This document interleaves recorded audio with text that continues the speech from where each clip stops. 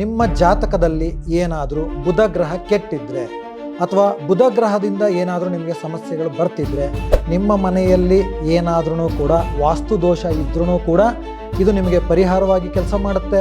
ಅಷ್ಟೇ ಅಲ್ಲ, ನಿಮ್ಮ ಸಂಖ್ಯಾಶಾಸ್ತ್ರ ಅಂದರೆ ನಿಮ್ಮ ಡೇಟ್ ಆಫ್ ಬರ್ತಲ್ಲಿ ನಂಬರ್ 5 ಅನ್ನೋದು ಇಲ್ಲ ಅಂದ್ರೂ ಕೂಡ ಈ ಒಂದು ಪರಿಹಾರ ವಿಶೇಷವಾಗಿ ಕೆಲಸ ಮಾಡುತ್ತೆ.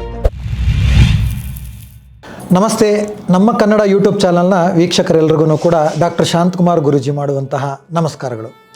ಈ ದಿನ ಒಂದು ವಿಶೇಷವಾದಂತಹ ಪರಿಹಾರವನ್ನು ನಾನು ಹೇಳಲಿಕ್ಕೆ ಇಷ್ಟಪಡ್ತೀನಿ. ಇದು ಏನಪ್ಪ ಅಂದರೆ, ನಿಮ್ಮ ಜಾತಕದಲ್ಲಿ ಏನಾದರೂ ಬುಧ ಗ್ರಹ ಕೆಟ್ಟಿದ್ರೆ ಅಥವಾ ಬುಧ ಗ್ರಹದಿಂದ ಏನಾದರೂ ನಿಮಗೆ ಸಮಸ್ಯೆಗಳು ಬರ್ತಿದ್ರೆ ಅಥವಾ ಬುಧ ಗ್ರಹ ವಕ್ರಿಯಾಗಿದ್ದರೆ ನಿಮಗೆ ಈ ಪರಿಹಾರ ತುಂಬ ಚೆನ್ನಾಗಿ ಕೆಲಸ ಮಾಡುತ್ತೆ. ಇದರ ಜೊತೆಯಲ್ಲಿ ನಿಮ್ಮ ಮನೆಯಲ್ಲಿ ಏನಾದ್ರೂ ಕೂಡ ವಾಸ್ತು ದೋಷ ಇದ್ರೂ ಕೂಡ ಇದು ನಿಮಗೆ ಪರಿಹಾರವಾಗಿ ಕೆಲಸ ಮಾಡುತ್ತೆ.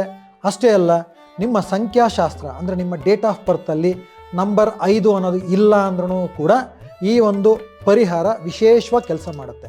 ಸೊ ಇದನ್ನು ಯಾವಾಗ ಮಾಡಬೇಕು ಅಂದರೆ, ನೀವು ಬುಧವಾರದ ದಿನ ನೀವು ಮಾಡಬೇಕು. ಇದು ಬುಧವಾರದ ದಿನ ಸಂಜೆ ಮಾಡಬೇಕು. ಬಟ್ ಇದಕ್ಕಿಂತ ಮುಂಚೆ ಒಂದು ಕೆಲಸ ಮಾಡಬೇಕಾಗತ್ತೆ. ಸಾಧ್ಯವಾದಲ್ಲಿ ಅಂದರೆ ಈ ಸಮಸ್ಯೆ ಯಾರಿಗಿದೆ ಅವ್ರು ಮಾತ್ರ ಖಂಡಿತ ಮಾಡಬೇಕು. ಸಾಧ್ಯವಿದ್ದರೆ ನಿಮ್ಮ ಕುಟುಂಬದವ್ರ ಜೊತೆನಲ್ಲಿ ಮಾಡೋದಕ್ಕೆ ನಾನು ಹೇಳ್ತೀನಿ. ಸೊ ನಿಮ್ಗೆ ಇವಾಗ ಒಂದು ಬುಧ ಗ್ರಹದ ಸಮಸ್ಯೆ ಇದೆ.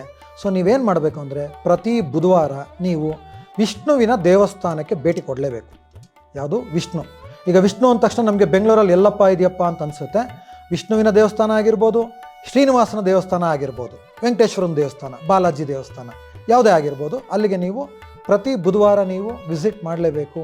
ನಿಮ್ಮ ಹೆಸರಲ್ಲಿ ಖಂಡಿತವಾಗ್ಲೂ ಒಂದು ಅರ್ಚನೆಯನ್ನು ಮಾಡಿಸ್ಲೇಬೇಕು. ಅದಾದ ನಂತರ ನೀವೇನು ಮಾಡಬೇಕು ಅಂದರೆ, ಸೊ ಆ ದಿನ ಸಂಜೆ, ಇದು ಎಸ್ಪೆಷಲಿ ಈಗ ಹೇಳ್ತಾ ಇರೋದು ಸಂಜೆನೇ ಮಾಡಬೇಕು ನೀವು ಅದನ್ನು, ಓಕೆನಾ? ಸಂಜೆ ನಿಮ್ಮ ಮನೆಗೆ ನೀವು ಬಂದ ಮೇಲೆ ಸಾಯಂಕಾಲ ಏನು ಮಾಡಬೇಕು ಅಂದರೆ, ವಿಷ್ಣು ಸಹಸ್ರನಾಮವನ್ನು ನೀವು ಪಾರಾಯಣ ಮಾಡಬೇಕು. ಪಾರಾಯಣ ಅಂದ ತಕ್ಷಣ ನಿಮ್ಗೇನು ಅನಿಸುತ್ತೆ, ಟಿ ವಿನಲ್ಲಿ ಹಾಕ್ಕೊಂಡು ಮೊಬೈಲಲ್ಲಿ ಹಾಕ್ಕೊಂಡು ಕೇಳಿಸ್ಕೊಂಡ್ಬಿಡ್ತೀನಿ ಸಾಕಾ ಗುರುಗಳೇ ಅಂತೀರ. ಆ ಥರ ಅಲ್ಲ, ನೀವು ಕೇಳಿಸ್ಕೋಬೋದು. ಆದರೆ ಆ ಕೇಳಿಸ್ಕೊಳ್ತಾ ಜೊತೆಯಲ್ಲಿ ನೀವು ವಿಷ್ಣು ಸಹಸ್ರ ಪಾರಾಯಣವನ್ನು ನೀವು ಮಾಡಬೇಕು. ಇದನ್ನು ನಾನು ಹೇಳ್ತಿರೋದು ಪ್ರತಿ ಬುಧವಾರ ಸಂಜೆ. ನಿಮಗೆ ಸಾಧ್ಯವಿದೆ, ಟೈಮ್ ಇದೆ ಅಂದರೆ ಪ್ರತಿ ದಿವಸ ಮಾಡ್ತಾ ಬಂದರೆ ಇನ್ನೂ ತುಂಬ ಚೆನ್ನಾಗಿ ನಿಮಗೆ ಈ ಒಂದು ರೆಮಿಡಿ ಕೆಲಸ ಮಾಡುತ್ತೆ. ಟೈಮ್ ಇಲ್ಲ ಅಂದರೆ ಬುಧವಾರನಾದರೂ ಎಸ್ಪೆಷಲಿ ಮಾಡಲೇಬೇಕು. ಸಾಧ್ಯವಿದ್ದ ಪಕ್ಷದಲ್ಲಿ ನಿಮ್ಮ ಮನೆಯವ್ರನ್ನೆಲ್ಲ ಕುಂಡ್ರಿಸ್ಕೊಳ್ಳಿ. ಒಂದು ಅರ್ಧ ಗಂಟೆ ಟೈಮನ್ನು ಇದಕ್ಕೋಸ್ಕರ ಕೊಡಿ. ಟಿ ವಿ ಸೀರಿಯಲ್ಗೋ, ಯೂಟ್ಯೂಬ್ ನೋಡೋದಕ್ಕೋ, ಫೇಸ್ಬುಕ್ಕೋ, ಇನ್ಸ್ಟಾಗ್ರಾಮ್ಗೋ ಎಷ್ಟೋ ಟೈಮ್ ಕಳೆದ್ಬಿಡ್ತೀವಲ್ವ ನಾವು. ನಮ್ಮ ಒಂದು ಜೀವನ ಚೆನ್ನಾಗಾಗುತ್ತೆ ಅಂದರೆ ಯಾಕೆ ಮಾಡಬಾರ್ದು? ತಪ್ಪೇನಿದೆ ಅಲ್ವಾ? ಏನು ಖರ್ಚಿದೆ ಇದರಲ್ಲಿ? ಒಂದು ವಿಷ್ಣು ಸಹಸ್ರನಾಮ ಪುಸ್ತಕ ತಗೊಳ್ಳಿ. ಪ್ರತಿ ಬುಧವಾರ ಸಂಜೆ ನೀವು ನಿಮ್ಮ ಕುಟುಂಬದವರೆಲ್ಲ ಕೂತ್ಕೊಂಡು ಪಾರಾಯಣವನ್ನು ಮಾಡಿ. ಮತ್ತು ಕೆಲವ್ರು ಕೇಳ್ತಾರೆ ಕ್ವಶನ್ನು, ಗುರುಗಳೇ ಇದನ್ನು ಎಷ್ಟು ವಾರ ಮಾಡಬೇಕು ಅಂತ. ನೋಡಿ, ಇಲ್ಲಿ ಇದಕ್ಕೆ ಪರ್ಟಿಕ್ಯುಲರಾಗಿ ಇಷ್ಟೇ ವಾರ ಅಂತ ಇರೋದಿಲ್ಲ. ಆದರೆ ಮಿನಿಮಮ್ 14 ವಾರ ಆದರೂ ನೀವು ಕಂಟಿನ್ಯೂಸ್ ಆಗಿ ಮಾಡಲೇಬೇಕು. ಅದು ಮಾಡಿದ್ರೆ ಅದರ ಎಫೆಕ್ಟನ್ನು ನೀವು ನೋಡ್ತೀರಾ. ನೀವೇ ನನಗೆ ಫೋನ್ ಮಾಡಿ ಹೇಳ್ತೀರಾ, ಗುರುಗಳೇ ಈ ಒಂದು ಸುಲಭ ಸರಳ ಪರಿಹಾರದಿಂದ ನಾನು ಎಷ್ಟೋ ಥರದ ಸಮಸ್ಯೆಗಳಿಗೆ ಪರಿಹಾರ ಆಗ್ತಾಯಿದೆ ಅಂತ ಅಂದ್ಬಿಟ್ಟು. ನೋಡಿ, ಈ ಥರದ ಹಲವಾರು ವಿಚಾರಗಳು ನೀವು ಸುಲಭವಾಗಿ ಸರಳವಾಗಿ ಮಾಡುವಂಥ ವಿಧಾನಗಳನ್ನು ನಾನು ನಿಮಗೆ ತಿಳಿಸ್ಕೊಡ್ತೀನಿ. ಆದರೆ ಒಂದು ಅರ್ಥ ಮಾಡ್ಕೊಳ್ಳಿ, ಈ ಪರಿಹಾರದಲ್ಲೇ ನಿಮ್ಮ ಎಲ್ಲ ಸಮಸ್ಯೆಗಳು ನಿವಾರಣೆ ಆಗುತ್ತೆ ಅಂತಲ್ಲ. ಆದರೆ ನಿಮಗೊಂದು ಬ್ರೀತಿಂಗ್ ಸ್ಪೇಸ್ ಸಿಗುತ್ತೆ.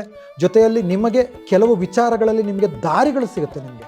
ಯಾಕೆಂದರೆ ನೀವು ದೈವವನ್ನು ನಂಬಿದಾಗ, ಗುರುಗಳು ಹೇಳಿದ ಮಾತುಗಳನ್ನು ನಂಬಿ ಸಂಕಲ್ಪವನ್ನು ಮಾಡಿ ನೀವು ಅದನ್ನು ಆಚರಣೆಗೆ ತಂದಾಗ ಖಂಡಿತ ನಿಮಗೆ ಒಳ್ಳೆಯದಾಗೇ ಆಗುತ್ತೆ. ಎಲ್ರಿಗೂ ಒಳ್ಳೆಯದಾಗಲಿ. ಮುಂದಿನ ಸಂಚಿಕೆಯಲ್ಲಿ ಮತ್ತೆ ಭೇಟಿಯಾಗೋಣ. ನಮಸ್ಕಾರ.